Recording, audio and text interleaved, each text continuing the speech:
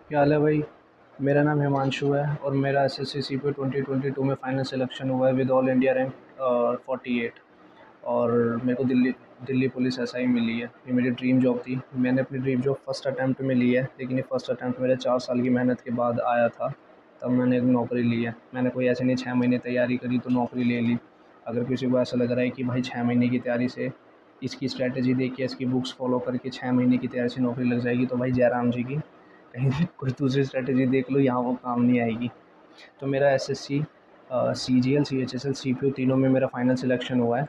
और मेरी स्ट्रैटेजी ठीक थी, इस वजह से मेरा फाइनल सिलेक्शन हुआ है। तो मैं एक ही वीडियो में बता दूंगा कि क्या मैंने स्ट्रैटेजी फ़ॉलो करी और क्या मैंने बुक्स फ़ॉलो करी, क्या मैंने मॉक्स लगाए, क्या मेरा टाइम टेबल था, एक्स वाई जेड में सारी चीज़ें बता दूंगा। मैं अलग अलग वीडियो नहीं बनाता और मेरे को वीडियो बनाने का इतना शौक मन भी नहीं करता।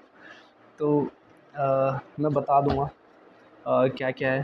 तो सबसे पहले मैं मैथ से स्टार्ट करता हूँ। हमें हमेशा 3-4 चीज़ें फ़ॉलो करनी होती है हर सब्जेक्ट में। बेसिक्स आना चाहिए अपने को कोई भी बुक लगानी है प्रैक्टिस के तौर पे, फिर प्रीवियस ईयर लगाने हैं, फिर अपने को मॉक्स लगाने हैं। वो वीडियो क्वालिटी थोड़ी ऐसी इधर उधर होगी, देख लेना। मैं फ़ोन से शूट कर रहा हूँ, फ़ोन भी मेरा 7,500 का है, महंगा नहीं है। ठीक है, तो थोड़ा मैनेज कर लेना, आपको समझ ज़रूर आ जाएगा। मैं बता सब दूँगा कि कैसे करना है, कैसे नहीं करना। तो बेसिक्स कवर करना है, कोई भी बुक लगानी है, प्रीवियस ईयर करना है, मॉक लगानी है, कैलकुलेशन प्रैक्टिस करनी है। मैंने यूट्यूब से पढ़ा है, यूट्यूब फ्री क्लासेस से पढ़ा है। मैंने कोई पेड कोर्स नहीं खरीदा, कहीं मैं कोचिंग नहीं गया। केडी कैंपस में गया था, एक बार कोचिंग लेने गया था 1 महीने के लिए। 1 महीने के लिए मतलब कोच मैंने पैसे दे दिए थे, लेकिन मैं 1 महीने गया था, फिर मैं वापस आ गया था। क्योंकि मैं पहले उससे जॉइन करने से पहले ही मैं यूट्यूब से पढ़ने लग रहा था। तो वहाँ पे भी वो सेम चीज़ पढ़ा रहे थे, तो I thought that it was a waste of time, that's why I didn't continue there. English, English, ओ भाई। तो ये मेरी बेसिक्स की कॉपी है। इसमें मैंने अपने मैथ के बेसिक्स कवर करे थे। फिर मैंने बेसिक्स के बाद मैंने अपना राकेश यादव की handwritten notes, Rakesh Yadav sir, sorry, Rakesh Yadav sir के मैंने हैंड रिटन नोट्स करे थे प्रैक्टिस के तौर पे। हमेशा अपने को बेसिक पढ़ने के बाद एक बुक करनी है प्रैक्टिस के तौर पे। मैंने Rakesh Yadav handwritten notes करी। फिर उसके बाद मैंने प्रीवियस ईयर के तौर पे किरण करी। मेरा सीजीएल में फर्स्ट अटैम्प्ट में मेरा इसलिए नहीं हो पाया कि मैंने बेवकूफ़ी करी। मैं हार्ड वर्क के पीछे जा रहा था, स्मार्ट वर्क के पीछे नहीं। मैं पिछले 10 साल के करने लगा था। आपको प्रीवियस 2018 के बाद से करनी है। मैंने यही गलती करी थी, नहीं करने पिछले 10 साल के, 2018 के बाद से करो, बहुत है। की रन करनी है आपको, मैं भी बता दूंगा कैसे करनी है। फिर अ, ये मेरे वो पेजेस है कि मैंने वैसे फ़ोल्डर बना रखा था। ये मेरे, ये सब चीज़ें, ये मेरे वो अलग से मैंने लिखा, जो मॉक्स में जो क्वेश्चन हम अटक जाते हैं या नहीं होते सॉल्व, या बार बार रिवाइज़ करने की ज़रूरत होती है, तो वो ये मॉक्स के पेजेस है। ये बेसिक प्लस कोई भी एक बुक जो मैंने राकेश यादव सर की फ़ॉलो करी, प्लस प्रीवियस ईयर किरण, प्लस मॉक्स। ठीक है। और ये सबसे बहुत इम्पोर्टेंट है, ये है फ़ॉर्मूले। मैंने जितने जितने भी हमारे पास शायद 17-18 चैप्टर है मैथ में, मैंने जितने भी चैप्टर में जितने भी फ़ॉर्मूलेज़ हैं, जितने भी कॉन्सेप्ट्स हैं, वो मैंने इसमें लिखे हैं। आप A4 साइज़ शीट्स में लिख सकते हो या एक अलग से कॉपी बना लेना, लेकिन ये बनाना ज़रूर, ये बहुत इंपॉर्टेंट है। पेपर से पहले अपने को बस यही काम आता है। ये रामबाण इलाज है मैथ का। मैं अपनी बुक से ज़्यादा भी इनको संभाल के रखता हूँ। ये बहुत सारे ये ये सारे फार्मूले मेरे मैथ के यही हैं। लोग अलग अलग अपनी बुक निकाल देते हैं फार्मूले के पेजेस पे, मैंने अलग अलग, मैंने अपना खुद ही बना लिया भाई। ये मेरी बुक है फार्मूले के पेजेस की। ठीक है। ये बहुत इंपॉर्टेंट है, बहुत इंपॉर्टेंट। मैं हंस के ज़रूर बोल रहा हूँ, लेकिन ये बहुत इंपॉर्टेंट है। ठीक है। अब बेसिक्स तो चलो आप अपने हिसाब से पढ़ोगे, कैसे पढ़ना है कैसे नहीं, लेकिन बार बार पढ़ना है बेसिक्स को। ठीक है। अब बेसिक्स पढ़ने का क्या तरीका है, आपने सपोज़ हर तरीके का, अगर आपको कोई भी टीचर कुछ पढ़ाएगा तो वो हर तरीके के 4-5 क्वेश्चन कराएगा। आपने बेसिक्स पढ़ा, 5-6 बार रिवाइज़ कर लिए हर तरीके के 5-6 बार क्वेश्चन, फिर आप टिक लगाने लग जाओ। कैसे कि आपने एक तरीके के 4 क्वेश्चन कराए, तो आप बार बार थोड़ी देर जब रिवाइज़ करोगे तो 4 क्वेश्चन करोगे। एक तरीके का एक ही क्वेश्चन करोगे, टिक लगाने जाना। हर हर टाइप के क्वेश्चंस पे टिक लगाते जाना, कि जब आप अगली बार रिवाइज़ करो तो सिर्फ वो टिक वाले क्वेश्चंस करो, कि आपके माइंड में बस एक तरीके से चीज़ें घूमती रहे। हाँ, इस तरीके का क्वेश्चन होता है और ये ऐसे सॉल्व होता है। ठीक है। ठीक है। और उम, यही सेम आपको चीज़ इसमें करनी है, इन दोनों बुक्स में। आप सपोज़ आपने, भाई मैं बता रहा हूँ, मैंने कम से कम भी मैंने 10-10 बार करी होगी। वो मेरे को ढंग से याद नहीं है, लेकिन कम से कम मैंने 10-10 बार सारी चीज़ें पढ़ी होगी। ये बुक भी पूरी-पूरी 6-7 बार, पूरी-पूरी 6-7 बार। इसमें मेरे को 5 बार करने में पूरी को 1 साल लग गया था। ठीक है, वो मेरी गलती थी कि मेरे को पूरे 10 साल के नहीं करने चाहिए थे। आप मत करना, एक्सपीरियंस के तौर पे बता रहा हूँ भाई। ठीक है, तो इसको क्या करना है, आपने सपोज़ इसको 5-6 बार पूरी करा, Rakesh Yadav sir handwritten notes को 5-6 बार पूरा करा। अब बार-बार जब रिवाइज़ करोगे तो 5-6 बार थोड़ी पूरे करोगे, है ना?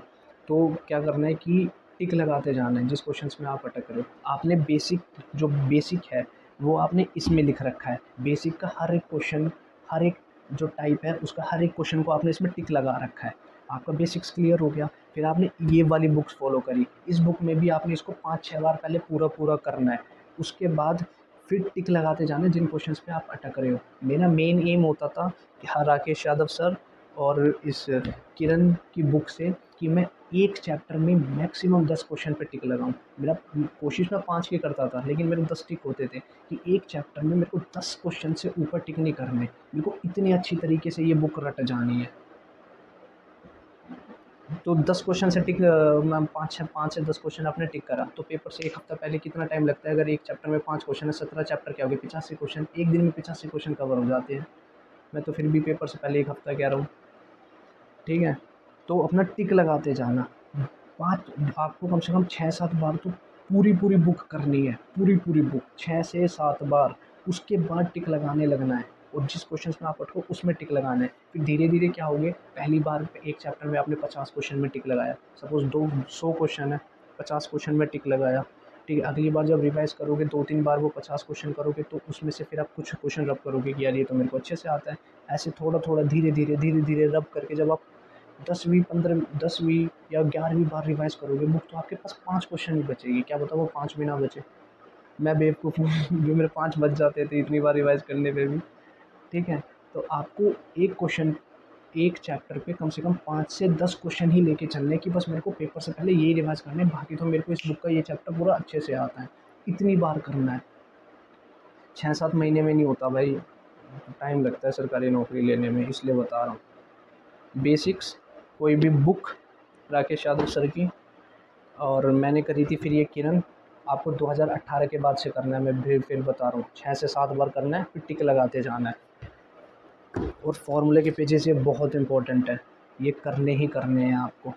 और मॉक्स के क्वेश्चन, जिस क्वेश्चन में डाउट लग रहा है वो क्वेश्चन लिख लो, पेपर से पहले रिवाइज कर लेना। इसमें भी यही है, सपोज़ मैंने इसमें पूरे मॉक्स के क्वेश्चन में अगर मैंने 500 क्वेश्चन लिख रखे हैं, 500 तो नहीं होगी, कम ही होगी, लेकिन अगर 500 लिख रखे हैं तो मैं पेपर से पहले 500 तो रिवाइज़ करूँगा नहीं। इसमें भी टिक लगाते जाओ।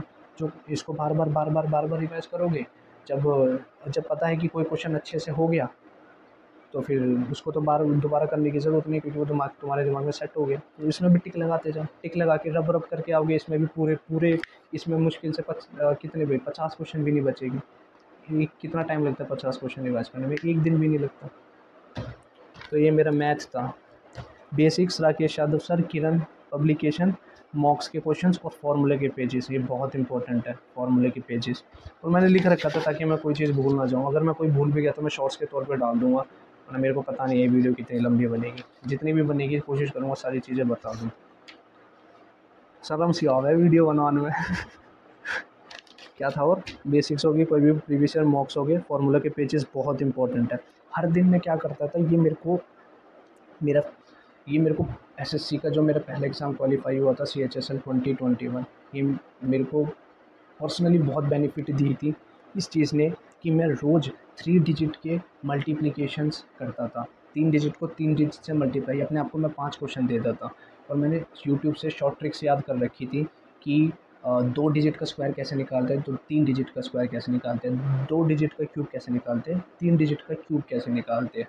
ये मैं हर अपने आप को 5-5 क्वेश्चन दे देता हूँ। 2 डिजिट का स्क्वायर, 2 डिजिट का क्यूब, 3 डिजिट का स्क्वायर, 3 डिजिट का क्यूब, और 5 और ये मल्टीप्लिकेशन के 3 डिजिट के। मैं अपने आप को 5-5 क्वेश्चंस देता था और मैं इनको सॉल्व करता था। कैलकुलेशन प्रैक्टिस बहुत इंप्रूव होगी। जब हम पेपर में देखते हैं ना, मैं 3 डिजिट को 3 डिजिट से मल्टीप्लाई करना, हम घबरा जाते हैं। लेकिन अगर हमारी प्रैक्टिस है कि हम रोज़ 5 क्वेश्चन सॉल्व कर रहे हैं और जल्दी कर रहे हैं, तो क्या दिक्कत है, जल्दी हो जाएगा सॉल्व।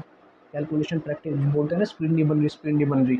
तो भाई अपना ये शॉर्ट ट्रिक्स याद करो, स्क्वायर्स कैसे निकालते, क्यूब कैसे निकालते हैं, अपना कैलकुलेशन प्रैक्टिस रोज़ करो। और ये मैंने जैसे चिपका रखी है, इसमें 1 से 30 तक मेरे को क्यूब्स याद थे 1 से 30 तक, 1 से 40 तक मेरे को स्क्वायर्स याद थे, और 20 तक मेरे को टेबल याद थे। 30-20 तक मैंने टेबल याद नहीं करे, 20 तक ही बहुत थे। और मैंने प्राइम नंबर्स भी लिख रखी है कि सम इनका 1060 होता है, एवरेज 1 से 100 के प्राइम नंबर का 42.4 होता है। ये मैंने लिख रखे हैं, प्राइम नंबर्स भी मैंने लिख रखे हैं क्योंकि पेपर में आते हैं। रीजनिंग में ये हेल्प करेगा, मैथ में भी ये हेल्प करता है कि भाई ये प्राइम नंबर है, तो इसको बार बार लिख लेना कि 1 से 100 तक कितने प्राइम नंबर होते हैं, दिख जाएगा। और बार बार देखते रहोगे तो पेपर में वो क्वेश्चन देखते ही आपको, जब वो नंबर देखते ही आपको पता चल जाएगा ये साला प्राइम नंबर है, ये प्राइम नंबर है। ठीक है, और बस मैथ में यही था और कुछ नहीं है। मैंने जितना बोला ना, बस मैथ में यही है, जितना मैंने आसानी से बोल दिया ना, उतनी ऐसी तैसी होती है इसको करने में। तो भाई अपना थोड़ा पेशेंस रखना, नौकरी लगेगी लेकिन मेहनत करनी पड़ेगी। ठीक है, अब मेरे लग गया मैं तो ज्ञान झाड़ूंगा। ठीक है, लेकिन जो जेन्युइन है मैं वही बोल रहा हूँ, टाइम लगा है मेरे को, 4 साल लगे भाई मेरे फर्स्ट अटैम्प्ट जो सीपीओ था। ऊपर वाले की दुआ से समझ जल्दी आ गई, तैयारी जल्दी स्टार्ट कर दी, इसलिए 22 की उम्र में सब इंस्पेक्टर बन गया। जिस उम्र में लोग स्टार्ट करते हैं उस उम्र में मैं परमानेंट सब इंस्पेक्टर बन जाऊँगा। ठीक है, तो होता है। उसके बाद आता है इंग्लिश। इंग्लिश के लिए मैंने, ये है मेरा इंग्लिश का, चलिए ये तो पेजेस अलग है, इसको छोड़ो इसको। ये इंग्लिश के लिए वॉल्यूम 1 बुक्स की बता रहा हूँ पहले, वॉल्यूम 2, और ये क्या है, ये एमबी पब्लिकेशन और mirror of common errors. Mirror of common errors मैं आप लोगों को सजेस्ट करूँगा कि टीयर 2 के लिए पढ़ना सीपीओ में। टीयर 1 के लिए मिरर ऑफ कॉमन एरर्स ज़रूरी नहीं है। तो ये रहा, मिरर ऑफ कॉमन एरर्स करने की ज़रूरत नहीं है। वॉल्यूम 1 करी मैंने, पहले कोई भी मैंने बेसिक मैंने पढ़ा, पहले नॉर्मली मैंने फ्री में कोई भी बेसिक्स पढ़ा, उसको मैंने कॉपी में लिख लिया। फिर मैंने वॉल्यूम 1 पढ़ी। वॉल्यूम 1 मैंने सेल्फ स्टडी कर लिया, मेरे को एक बार में नहीं समझ आई, 2 बार में नहीं आई, 3 में नहीं आई, 4 में नहीं आई, 5 में नहीं आई। जब मैं 6ठी-7वीं बार पढ़ रहा था ना, तब भी मेरे को इसमें नई-नई चीज़ें पता चल रही थी। ये मैंने कम से कम भी मैंने सारी बुकें मैंने जैसे इसका बोला ना, कम से कम 10-15 बार पढ़ी है। ये मैंने कम से कम 25-30 बार पढ़ी है। तो फट भी गई, चिपका के काम चला रहा हूँ इसका। कम से कम 25-30 बार पढ़ी है ये रही। और ये रही कॉपी, इस कॉपी और इस दूसरी कॉपी में मैं मॉक्स में जो क्वेश्चन मेरे को समझ नहीं आते थे मैं वो लिखता था। आपको एक तरीके से भाई इंग्लिश मैंने रटी है, बहुत सारी चीज़ें आपको कि रूल्स के अकॉर्डिंग नहीं होगा, बहुत सारी चीज़ें हैं कि फिलअप्स नहीं समझ आ रहा, कोई सेंटेंस एरर समझ नहीं आ रहा, कुछ नहीं आ रहा, मैं वो सारा इसमें लिख देता था और रट लेता था। इंग्लिश मैंने रट के ही पास करी है, और अगर रट के भी नंबर आ रहे हैं तो ऊपर वाले के 2 से 186.5 थे मेंस में। ठीक है, स्टैंडर्ड लेवल का भी पेपर था। तो ये सीन है। बेसिक्स मैंने करा किसी भी टीचर से, वही जैसे मैथ में बेसिक्स, प्लस में कोई भी बुक। ठीक है, प्लस में प्रीवियस ईयर भी मैं बताऊंगा मैंने करे थे। लेकिन वॉल्यूम 1 करी मैंने, बहुत ज़्यादा इंपॉर्टेंट है वॉल्यूम 1, बार बार पढ़ो इसको। मॉक्स में जो क्वेश्चन नहीं आ रहे उसको लिख लो, समझ नहीं आ रहे, समझ आ रहे तो बहुत अच्छी बात है, समझ नहीं आ रहे तो रट लो और लिख लो। ठीक है, वॉल्यूम 2 मैंने करी है, वॉल्यूम 2 मैंने प्रैक्टिस के तौर पे करी है। और मैंने एमबी पब्लिकेशन, ये प्रीवियस ईयर सेट है, बोला ना। बेसिक्स जो मैंने कॉपी में लिखा, कोई भी book, volume 1 volume 2 previous year MB publication, और मॉक जो कॉपी में लिख लिया मॉक्स। ठीक है, और इसको बार बार पढ़नी है यार सारी बुकें, टाइम लगेगा पढ़ने में, लेकिन कम से कम भी 10 बार, मतलब अपने अपने ऊपर है। मेरे को 10-15 बार में अच्छे से लर्न हुई थी, क्या पता आपको 4-5 बार में हो जाए, सबका अपना अपना होता है। मेरी बात सही।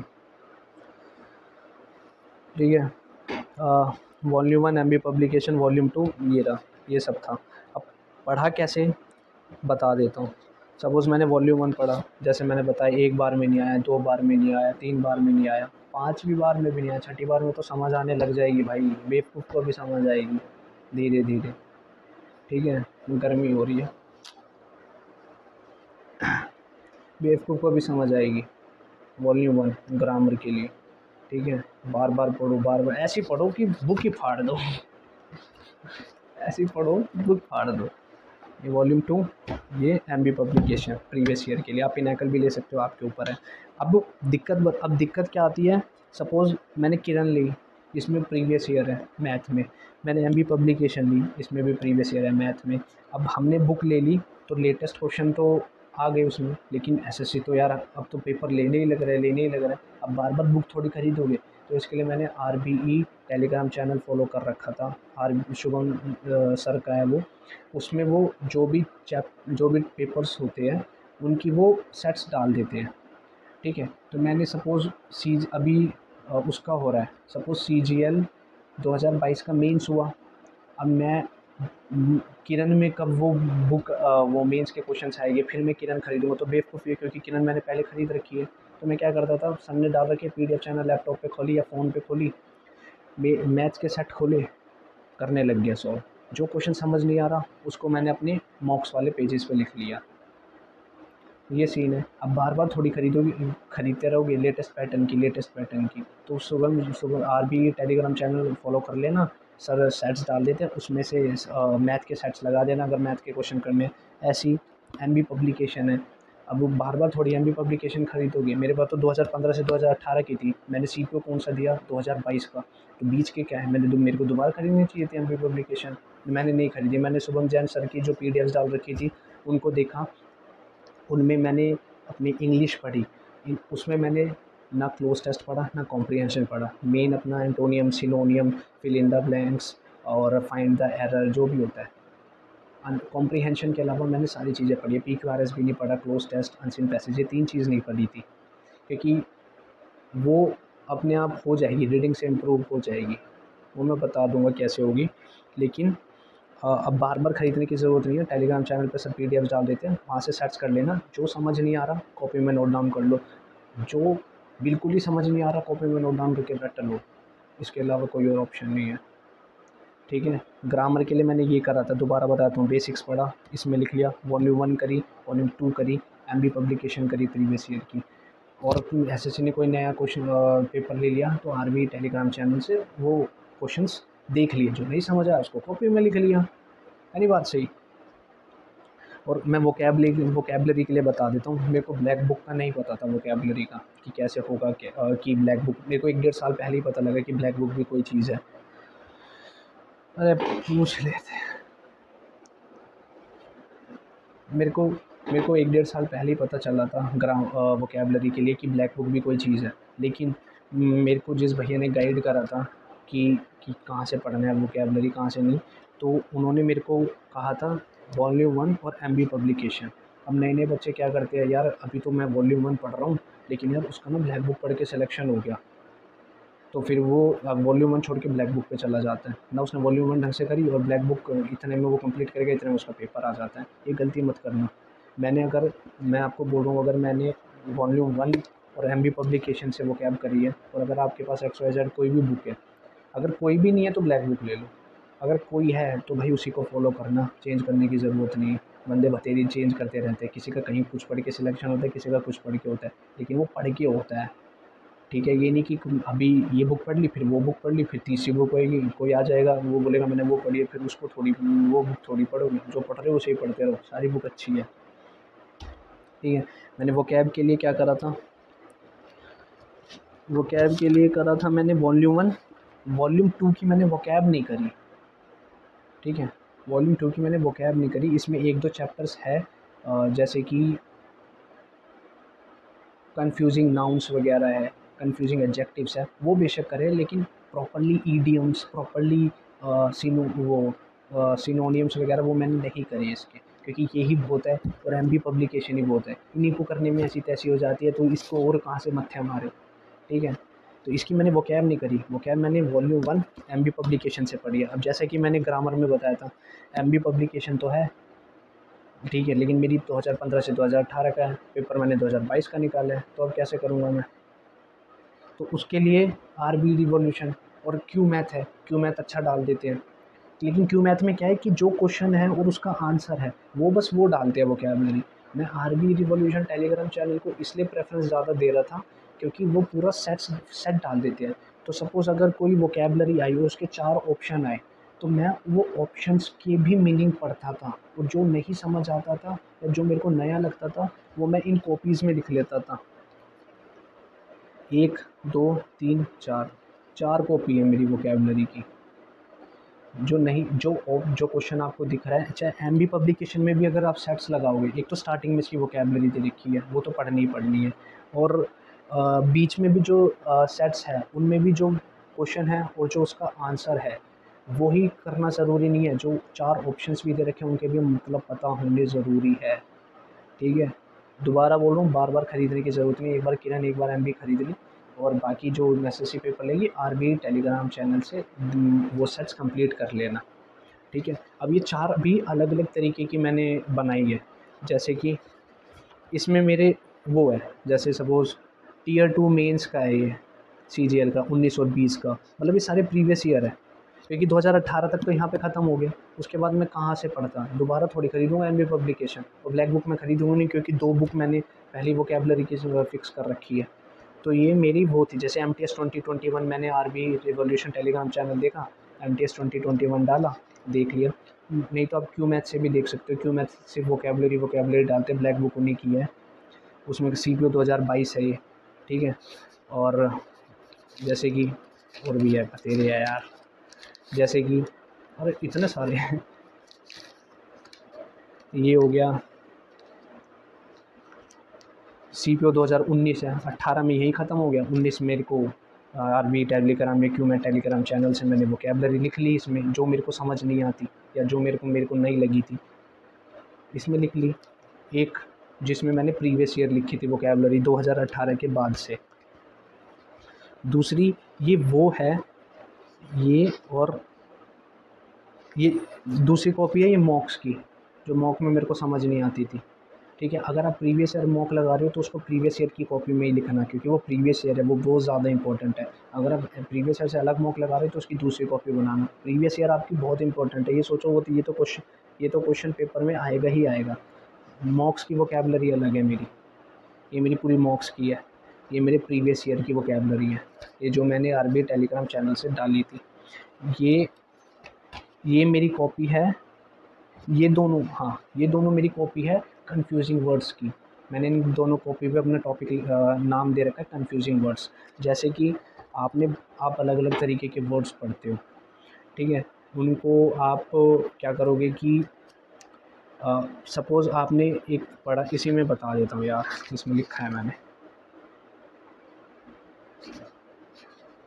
ये रहा। एक जैसे कि सपोज़ आपने पढ़ा, देखो यार प्रोनाउंसिएशन तो मेरे को ढंग से आया।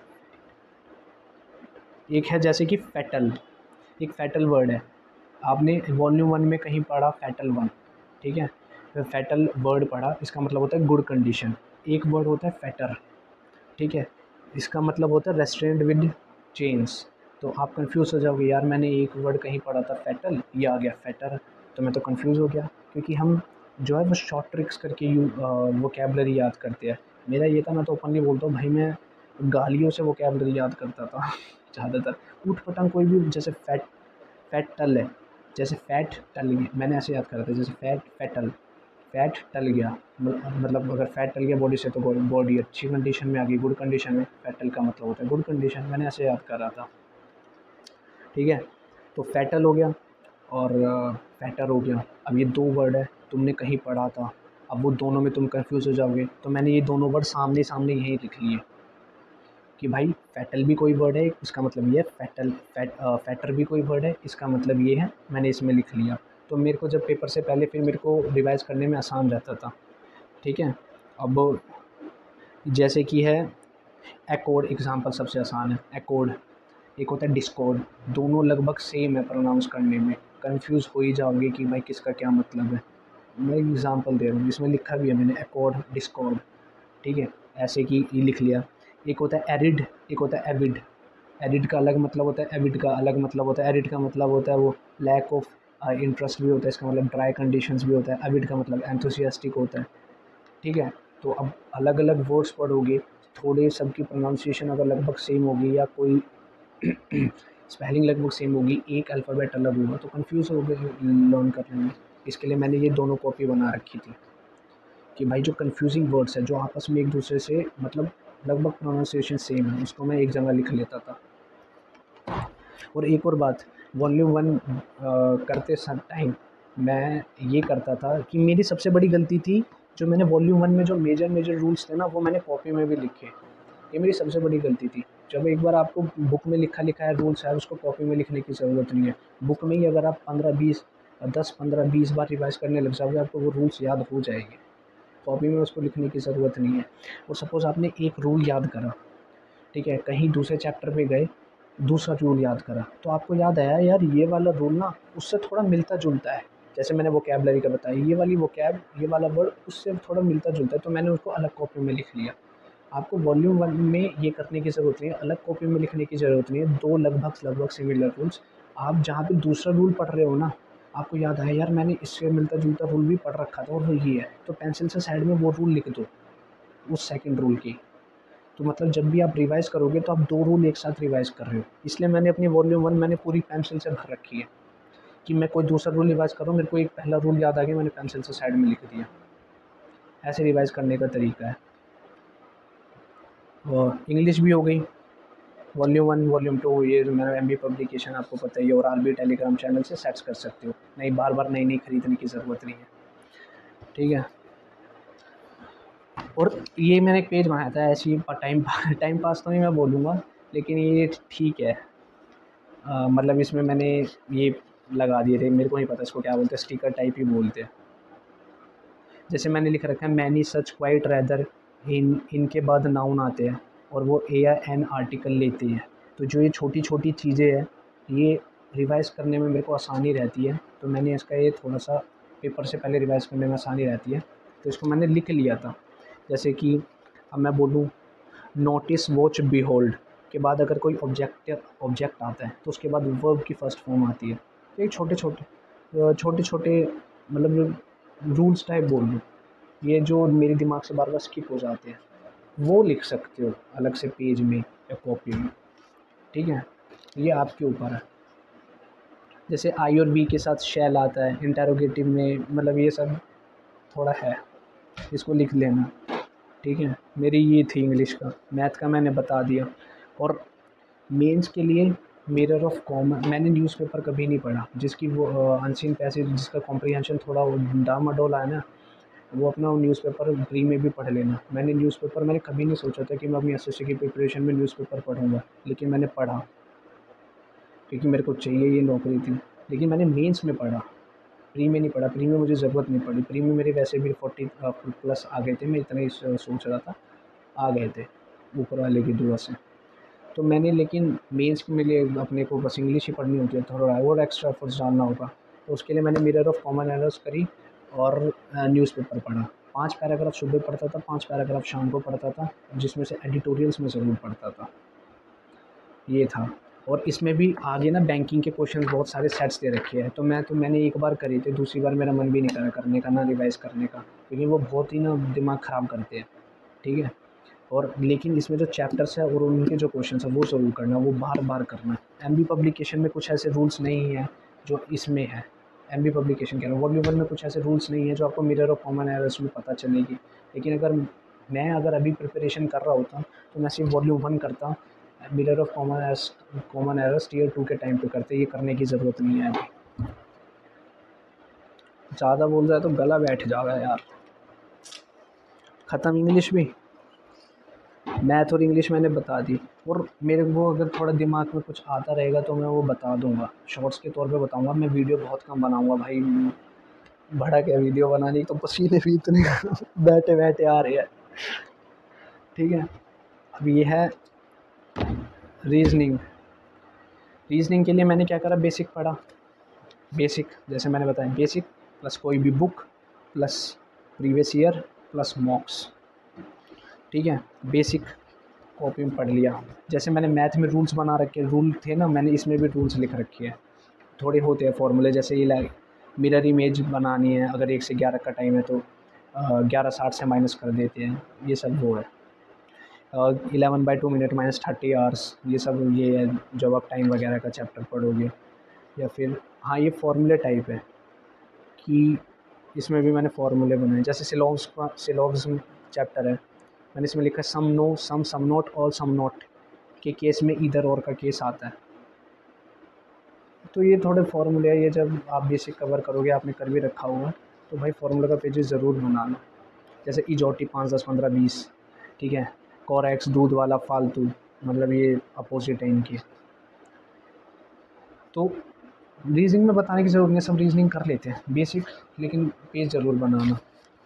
इसके लिए मैंने कोई भी वैसी बुक नहीं करी, सिर्फ प्रीवियस ईयर करी थी। रीज़निंग मेरा मेरा ये मानना है कि मॉक से कंप्लीट हो जाती है, अलग से करने की ज़रूरत नहीं है, ठीक है।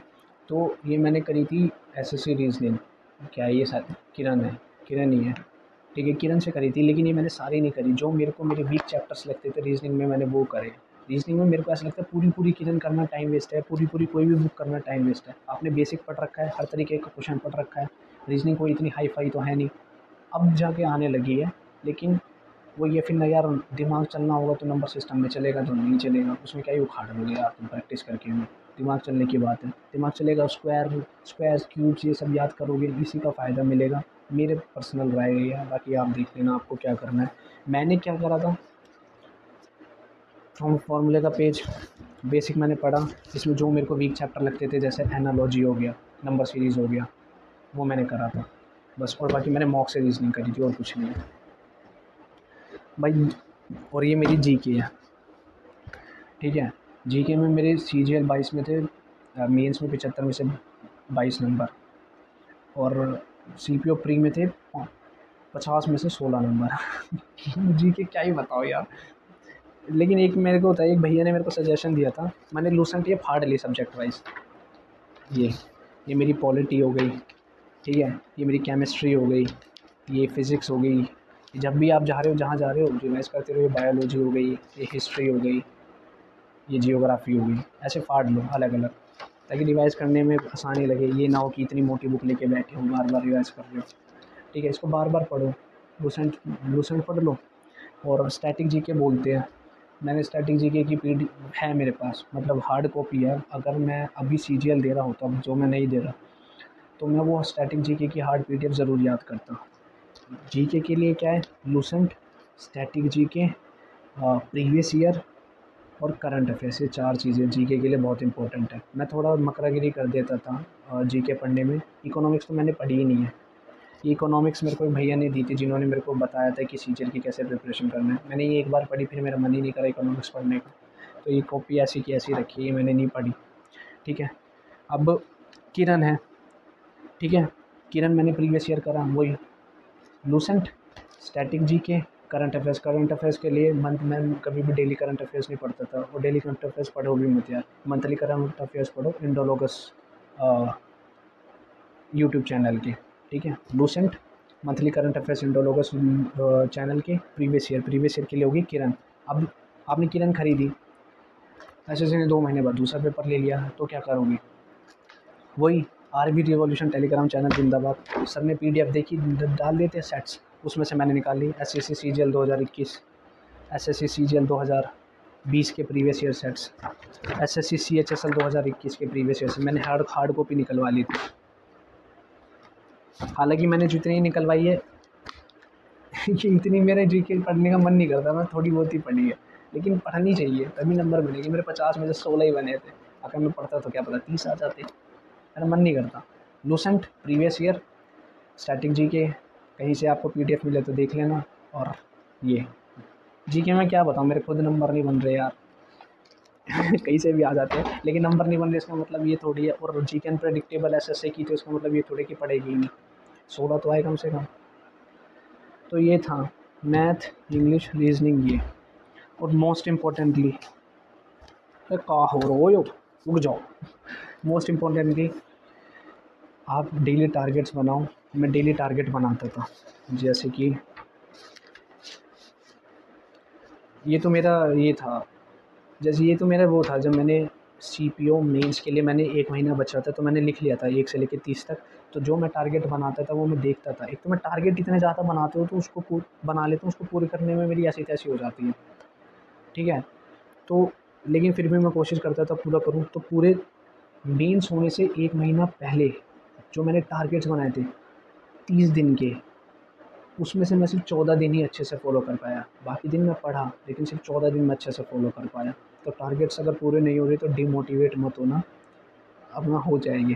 थोड़ा लॉजिकली टारगेट्स बनाना, मैं इलॉजिकली बनाता हूँ, बहुत ज़्यादा बना देता हूँ, फिर मैं रोने लग जाता हूँ पूरे नहीं होते तो। डेली टारगेट, ये मेरे वो पेजेस हैं जिसमें मैंने डेली टारगेट्स बनाए। हाँ, ये इतने हैं। हाँ, ये मेरे वो पेजेस हैं जिसमें मैंने डेली टारगेट्स बना रहा था। जैसे दिसंबर 8 को मेरे को ये करना है, मैं फ़ोटो डाल दूँगा इसकी, एक ही फ़ोटो डाल दूँगा कि मैं कैसे टारगेट बनाता था या क्या करता था। लेकिन आपको रोज़ डेली टारगेट्स बनाने हैं, टारगेट के अकॉर्डिंग पढ़ाई करनी है। लाइब्रेरी में बहुत बच्चे होते हैं, ले जाएँगे सारे सब्जेक्ट, चल यार अभी रीज़निंग पढ़ने का मन कर रहा है, रीज़निंग कर लेते हैं। चल यार वो पढ़ने का मन कर रहा है, वो कर लेते हैं। और ये नहीं पता कि क्या टारगेट सेट करना है, क्या नहीं करना। अगर टारगेट सेट नहीं करोगे, पढ़ते ही रह जाओगे, पेपर नहीं निकलेगा। गर्मी लग रही है, ठीक है, पेपर नहीं निकलेगा। ठीक है, टारगेट सेट करने बहुत ज़रूरी है, बहुत बहुत बहुत ज़रूरी है। बिना टारगेट सेट करे पढ़ाई मत करना, पहले बता दी। ठीक है, ये टारगेट सेट कर लिया। और सपोज़ ये मैं वो लिख देता था कि मेरे को पर सब्जेक्ट में क्या क्या अभी पढ़ना है। सपोज़ मेरे को सारी चीज़ें रिवाइज़ करनी, सपोज़ मैंने बेसिक्स कवर कर लिया मैथ में, और राकेश यादव सर के हैंड रिटन नोट्स कवर कर लिए, तो अब मेरे को क्या करना है, किरण करनी है। तो मैंने लिख लिया कि पेज मैथ, एक पेज पे मैथ लिखी कि मेरे को भी किरण कंप्लीट करनी है। फिर उसके बाद मेरे को दोबारा बेसिक्स करने हैं, राकेश यादव सर के हैंड रिटन नोट्स करने हैं, किरण करनी है, और फिर ये मॉक के क्वेश्चंस भी करने हैं। तो ये भी लिखो कि मेरे को एक सब्जेक्ट में मेरा इतना रिवाइज़ हो गया है, मेरे पूरे एक सब्जेक्ट में मुझे ये सब पढ़ना है, मेरा इतना रिवाइज़ हो गया है और मेरे को इतना और करना है। जब ये हो जाएगा तब मैं फिर दोबारा स्टार्टिंग से सारा रिवाइज़ करूँगा। ये भी लिखना है आपको, और डेली टारगेट्स भी बनाने हैं, ये बहुत इंपॉर्टेंट है। और मॉक मेरा ये होता था, मेरा पर्सनल ये था, मैं मॉक रोज़ नहीं लगाता था, हफ्ते में एक मॉक लगाता था। जब पेपर होता था उससे एक महीना पहले से मैं, सपोज़ पेपर है, पेपर के 4 हफ्ते पहले, मतलब 1 महीना पहले, पहले के 3 हफ्ते मैं हफ्ते में 3 दिन मॉक लगाता था, और लास्ट का 1 हफ्ते में मैं रोज़ मॉक लगाता था। वैसे मैं सिर्फ हफ्ते में एक ही बार मॉक लगाता था, अगर पेपर वेपर नहीं है तो। ये मेरी स्ट्रैटेजी थी भाई। अगर किसी को कुछ पूछना हो पूछ लेना, मेरे को व्यूज़ से घंटा फ़र्क नहीं पड़ता कितने व्यूज़ आ रहे कितने नहीं। मेरा बस ये है कि जैसे मेरा ड्रीम था दिल्ली पुलिस का, वैसे ही बहुतों का होगा, लेकिन सही स्ट्रैटेजी फ़ॉलो नहीं हो पाती, इसलिए नहीं मिल पाता ड्रीम। 2023 में सरकारी नौकरी लेगी, स्पेशली दिल्ली पुलिस। ठीक है, सरकारी नौकरी लेगी स्पेशली दिल्ली। कुछ भूल तो नहीं रहा, लिख तो रखा था यार मैंने। हाँ, अब सिटिंग आवर्स में कितने देता था, मेरा ये था, मैं 10 घंटे की सिटिंग आवर्स देने की कोशिश करता था, जिसमें से मैं 8 घंटे तो पढ़ाई करता ही करता था। मेरा ये था, मेरे को 8 घंटे पढ़ना ही पढ़ना है। अगर नौकरी नहीं कर रहे तो भाई 8 घंटे तो कम से कम पढ़ो। आप 8 घंटे की सिटिंग देके 8 घंटे पढ़ते हो, वो आपकी अच्छी बात है। मैं 10 घंटे की सिटिंग देके 8 घंटे ही पढ़ पाता था, क्योंकि मैं ख़्यालों में खो जाता था इसलिए। ठीक है, और यार 8 घंटे की सिटिंग करो, सुबह पढ़ो, शाम को पढ़ो, जब मर्ज़ी पढ़ो भाई। ऐसे भी दिन नहीं, ऐसे भी रातें थी कि मैं रात को 12 बजे मैथ पढ़नी स्टार्ट करता था। दिन रात कुछ फ़र्क नहीं पड़ता, कहीं भी पढ़ो, लाइब्रेरी पढ़ो, घर पे पढ़ो, जहाँ मर्ज़ी पढ़ो, बस पढ़ लो। ठीक है, और मैं 8 घंटे पढ़ता था। ठीक है, और कुछ याद आएगा तो मैं फिर शॉर्ट्स में डाल दूँगा। मेरे को ऐसा लगता है मैंने सारी चीज़ें कवर कर दी हैं। ठीक है, और और एक चीज़ बता दूँ, इसमें से ऐसा कोई भी नहीं है कि जो मैंने प्रैक्टिस कर रखी हो जिस पे, ये सब ये है जिससे मैंने नॉलेज ली है। प्रैक्टिस के लिए ये थी, ये मेरी मैथ की प्रैक्टिस है, और ये मैंने बहुत टाइम बाद से कलेक्ट करनी स्टार्ट करी थी, नहीं तो पता नहीं अब तक इतनी की इतनी लग जाती। मैथ की मैंने बतेरी प्रैक्टिस करी है और तेरी गिर गया।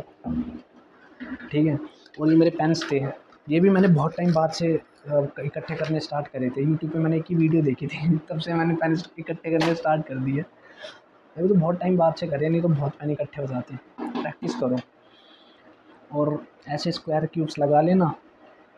और स्पेशली सीपीओ के लिए और दिल्ली पुलिस कांस्टेबल के लिए रिस्पेक्टिव पेपर से 1 महीना पहले मैं बता दूंगा कि क्या करना है क्या नहीं करना। अब से आपके पास 7-8 दिन बचे हैं, लग कि 1 महीने का रेंज आ जाएगा आपका। अक्टूबर में पेपर है, तो आपको सितंबर में कोई भी नई चीज़ नहीं पढ़नी। जब तक सितंबर नहीं आता सीपीओ के लिए, आप जितना नई चीज़ पढ़ सकते हो, जितना नॉलेज कर सकते हो, जितना चैप्टर नहीं पढ़ सकते हो पढ़ लो। 1 सितंबर से आपको कोई भी नई चीज़ नहीं पढ़नी। क्या पढ़ना है वो मैं बता दूँगा, 1 सितंबर तक पढ़ लो जो पढ़ना है आप। और यार मैं, ठीक है, और मैं भाई दूसरों की तरफ बार बार स्ट्रैटेजी वीडियोज़ नहीं बताऊँगा। मेरा ये था, मेरे को कोई पता कुछ बताना होगा उसके अकॉर्डिंग, किसके अकॉर्डिंग सब्जेक्ट्स के अकॉर्डिंग, तो मैं शॉर्ट्स के तौर पे बता दूँगा। बाकी जहाँ तक मेरे को लगता है मैंने सारी चीज़ें कवर कर दी हैं। वीडियो क्वालिटी सही नहीं होगी मेरे को पता है, पसीने आ रहे हैं ये भी मेरे को पता है, ठीक है। लेकिन बुक्स मैंने बता दी, पढ़ना आपका काम है, बता मैंने दिया कि मैंने कैसे पढ़ा था। बाकी भाई देख लेना, वीडियो में बार बार ही बनाने का ना मेरे को शौक है ना मैं बनाऊँगा। किसी को कोई डाउट हो तो मैंने इंस्टाग्राम और टेलीग्राम का लिंक डाल रखा है, मैसेज कर देना। और जो मेरे को मैसेज कर रहे हैं इंस्टाग्राम पे या टेलीग्राम